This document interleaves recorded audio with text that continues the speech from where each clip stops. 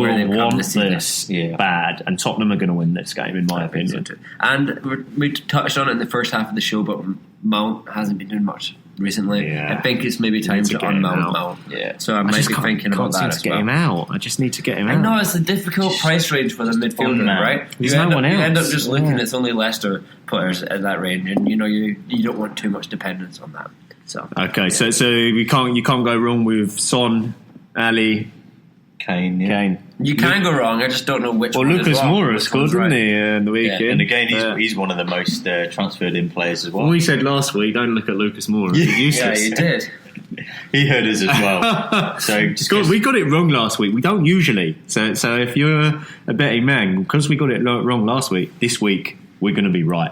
So definitely Kane, Son, Ali. This is the potty to listen to. Kane or Ali for me. What's up next, Ferguson? So the game I've been looking at, gents, is my beloved Manchester United. I can't look any further. Surprise. We have got Watford. The reason I look at it is because I think it's another banana skin for Manchester United. I think, NVD called it last week he called it this week. Sorry, Watford played Liverpool. They didn't make it easy for Liverpool. And Nigel Pearson, he's come in. He's shored them up a little bit. He is. They actually look pretty good. Attacking wise. Naturally, teams like Manchester United, Liverpool attack. They got Liverpool on the counter. Poor finishing, to be honest. I think Sir or Saul, it was up front. Absolutely. It couldn't hit the target, and really they could have made us pay. Could have been a completely different game. So it isn't going to be easy for Manchester United. And I mean, we came up against Everton this week, and they've got the new manager syndrome. I think coming up against these two teams right now, as they're going through new manager syndrome, is a little bit frustrating. But we came up against Spurs. They had Jose. We did him, and although I brought Rashford into my team last week and he didn't do it. Watching the highlights of that game, and Rashford was brilliant. He was really good again, and he always hits the target, and that's what I'm liking about him at the moment. Is every time he shoots, it's close. He did have one that went a little bit wide, but it was close. It was a close wide. You know what I mean? Like, it wasn't a wide. It was a good hit. It was a good hit, and I think he for me, he's our best player. He's very grounded against Watford. I think. There's a chance for Manchester United to right their wrongs. Like you said, yes, they had chances against Liverpool, but they can't shoot Watford and they can't seem to get that ball in the target. No. And then also, if they do go 1-0 up, they get extremely nervy. And United need to turn around what happened against Everton. We were by far the best team against Everton. By far. Jordan Pickford was man of the match, and there's only that just tells you one thing. He had a blinding game. So, United will beat Watford. The points are with United. I'm going to go, 2-3-0 to United here. I think the points are going to come from Rashford. They're going to come always from him. You reckon Martial is a good person to look at from a midfield perspective? I mean, he's kind of been, he's popped up with a goal, assists. Very much kind of got that good relationship with Rashford. You reckon he's worth looking at? It's certainly worth looking at. I think I have this conversation a few times with you lads. I think that my only problem with Martial is he's so inconsistent. He'll score a goal and then he'll do nothing, and he does that quite often. Yeah. On the basis that he didn't do anything against Everton, he did play 90 minutes though, so he's getting his fitness back. He might be worth it. He looked good. He looks dangerous. He's quick. He's got a turn of pace. I think it's a good shout, actually. I think against Watford, there's a chance for Martial. So for me, Martial and Rashford. And I've got to talk about the boy that Sean the John McGinn fanboy left on the bench this week, Danny James. I've been saying that, and Sean said this the whole season, he is fast. He's the most creative player, I think you've said, that Manchester United have. And he got an assist this weekend. He did, and he's had 2 assists in the last 2 games. And I think he's got to have a call out because he's a good player, and he's starting to really get a run in the team. He's played every single game. He's still fairly cheap. Yeah, 6.1. When we're talking about where do you get rid of Mount and who do you put in, it's a good shout. Arguably, really good shout. Danny James. I mean, overall, Danny James. I've already got him, mate. Well, he's got. Have you got Mount though? Yeah, I've got both of them. You got both. That's the central force in my midfield. Should go Cantwell for the last. So James has got 64 points overall, and Mount has got 71. And if you look at the last sort of 2 games, Mount is not in form. James is in form. So I think, So what's the score in this game? I've gone 2-0. 2-0 United. So my second game for the week that I want to look at before we close it out and look at the other three, the one where I think there's going to be some big points, and the reason I'm looking at this is because it's a goal fest to me.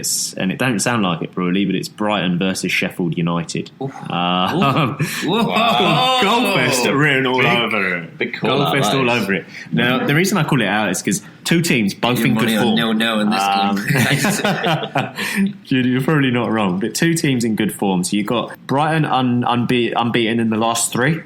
And Sheffield United also, 2 wins on the bounce. Brighton 2 draws and a win in the last 3. Brighton looking good. They've drawn with Wolves today. They drew with Palace. Both teams that are really good at the moment and doing very well themselves. Palace are in 9th, Wolves are in 8th. Very strong teams. You then got Brighton in 13th, but now they come up against a team in 7th. So it's going to be a toughie for Brighton. But in both of those games, Wolves v Brighton, Palace v Brighton, you've had goals.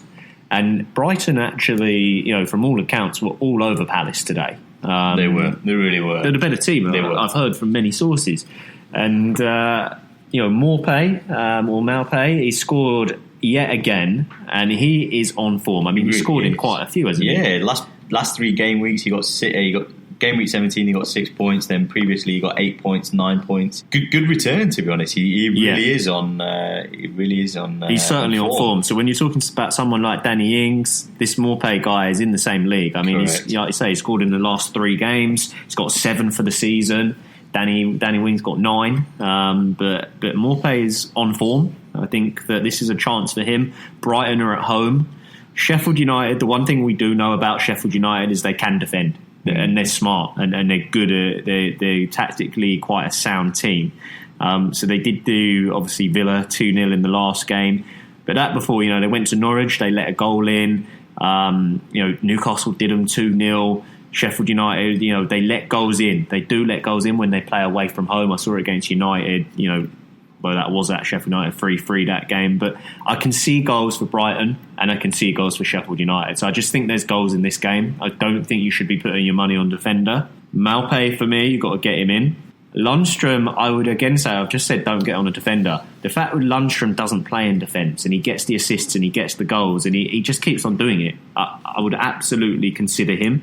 Only for that aspect. But if I'm looking at the forward line of Sheffield United, I do think Musset, who you were talking about a few weeks ago, Neil, he's still there and he's still worth having. Yeah, I mean, he only got 2 points last game week, but you never know. I think he's got a good chance. If you're talking about goal fest, then he's definitely worth having in your team. And what you've got to do, though, for me, when you're looking at Sheffield United, is their 3 highest scoring players have been defenders, and then you've got the forward Musset who's there, but you've got to find someone in midfield and you've got to get their best performing midfielder, who to date has been Fleck. Now he's injured, so worth getting him out, but he's only 4.9 million. So with him out, the next best performing midfielder is Norwood. So I'd be looking at someone like I say Norwood, he's had 1 assist all season, so we'll scrap that. I don't know. I just feel like there is a chance for Sheffield United here, and there's goals. It'd probably come from their defenders. So Lundstram, Baldock, worth getting. But all round, it's a good game. There's a good opportunity. There's good points there, in my opinion. I'll be interested to see how it transpires. I think it'll be 2-0 Sheffield United. You're not seeing the Maupay on form 3-3. I think Maupay will score. Yeah, you going to put him in your team? Potentially. I'm trying to get rid of Abraham, but I'm also trying to get rid of Mount, and I've got one free transfer. I've got two ideas for this week, and I'm going to go through with one of them. I'll decide on Friday. All right, lads, that's been great to look at those 6 games. I think very quickly we'll round out the last 3. We've got Newcastle, Palace. Villa Southampton. Villa Southampton, I'm actually interested in. I think this would be a good game. Villa will be wanting to attack. Without a win for so long now, they need it. Who's going to do well? We've seen Trezeguet, we've seen Grealish. Grealish obviously not doing great this week, getting booked and ending on 0 points. But and he missed the pen, didn't he? Missing the penalty as well. Yeah, so missing the penalty and ending on 0 points. So he'll want to recover from that, and maybe I think Pellegrini's got him in his team. We'll see. This is a 6-pointer, isn't it? It's the old Villa v Southampton relegation battle. And then Southampton, on the other hand, we've got Danny Wings, who has been in good form. Will he score? Good. Will he continue? Will he push on? So one thing I've got to say about Southampton against West Ham, they didn't make that many chances other than the ones where he hit the post or the bar. But the rest of the game, it was very comfortable, I felt, for West Ham. Like David Martin, he made 2 saves. That's not enough. You've got to be shooting more than that. So Southampton, if you can keep them quiet, Villa are at home, but we know Villa can't defend, right? They've let in a good sort of 30 goals. It's going to be a good game. So who do you think is going to win? So I think I actually see Southampton winning, if not a draw. Maybe 2-2 draw. Maybe keep Danny Wings in here.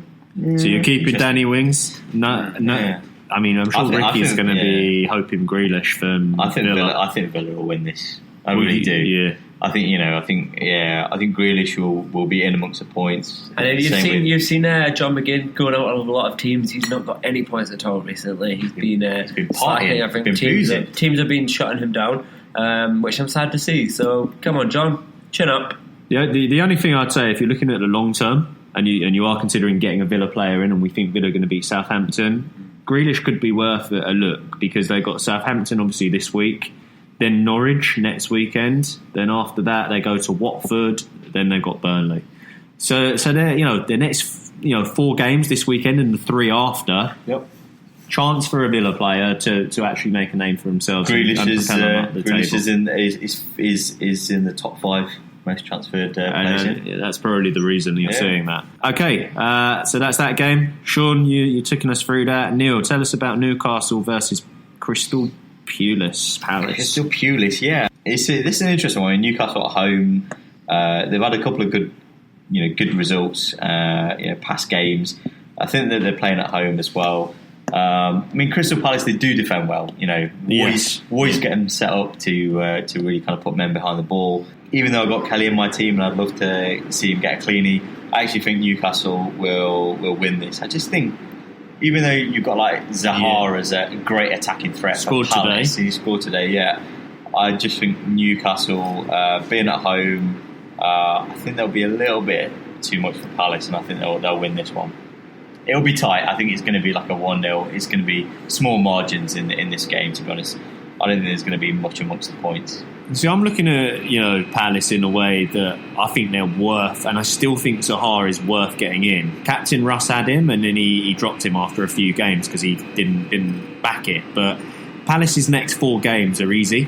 Not easy in terms of Newcastle, West Ham after that, then Southampton, then Norwich, then Arsenal. There's chances there for Zaha, and if anyone's going to score for Palace or get an assist or do something, it's him, right?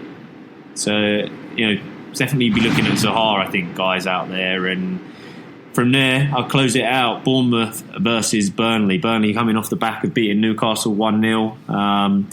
Newcastle, as you just alluded to, they got Palace this week, and I think it'd be tough for them. But Burnley, Bournemouth, I don't love this game. I mean, it's such a dull one to try and commentate. It is. I mean, like Bournemouth, even though they've got a lot of injuries, absolutely great result against good result, Chelsea. I'm sure has really kind of galvanised their players and got them in the mood for this game. They're obviously kind of back home, but they both won the last game. Neither one's going to want to lose this one. Yeah, it's going to be a stalemate. It's a turgid affair. Yeah. 0-0. If you want a clean sheet, that's where you're going to get it. Get Rico in and Pope. Okay, listeners, that is the 7 games, and we are going to move on 7 to the time. What happened to the other 2? The 9. Sorry, we I don't know. My maths is poor. We've lost 2 teams, so West Ham, Liverpool out. There's 9 games this week.